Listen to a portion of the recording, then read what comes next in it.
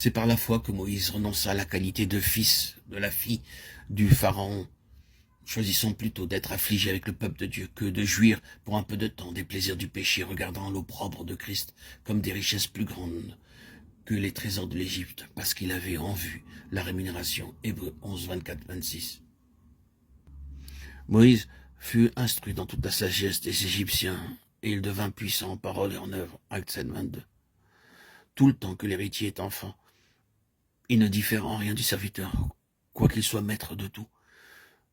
Mais il est sous des tuteurs et des curateurs, jusqu'au temps marqué par le Père. Galates 4, 1, 2. Bien des enfants de Dieu s'irritent, s'impatientent durant de longues années de préparation dont ils ignorent le but. Les longues années d'instruction dans toute la sagesse des Égyptiens les fatiguent. Il leur tarde de se jeter dans une œuvre au service du Seigneur. Mais le divin modèle, le Fils, n'attendit-il pas 30 ans dans le village de Nazareth avant d'aller de l'avant pour une courte carrière de 3 ans?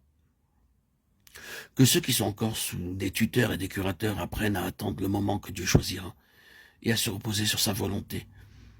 Les circonstances qu'il permet ont pour but de préparer pour la carrière que, dans sa grâce, il a choisie pour son enfant.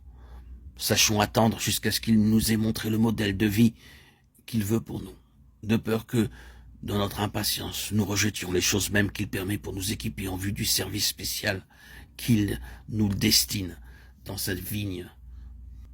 Lorsque le temps choisi par Dieu fut venu, Moïse se trouva aussitôt comme placé devant 2 chemins, allant dans des directions opposées. Dans lequel s'engagerait-il?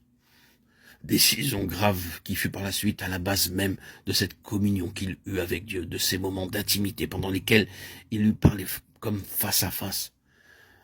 Jusque-là, Dieu avait guidé Moïse sans que celui-ci peut-être en fût conscient.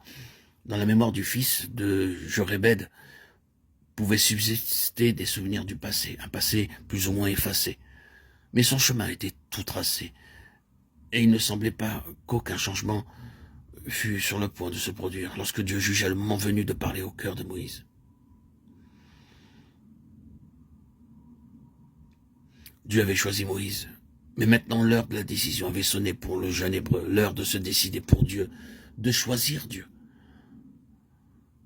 Nous n'avons pas de détails sur la période de crise qu'il traversa, nous ne savons pas comment ses pensées furent ramenées à ceux de sa nation, mais nous savons l'issue de la lutte qui se poursuivit en lui. Nous savons que la puissance qui le soutint fut la foi en Dieu, dont Jochébed avait dû lui parler. Cette foi fut le résultat de calmes réflexions, car il est écrit, parce qu'il avait en vue la rémunération. Il regarda au-delà, littéralement, où il détourna les yeux de ce qui était devant lui. Il fut amené à juger de la situation à la lumière de l'éternité et à décider s'il vivrait pour le présent ou pour un résultat et une rémunération éternelle.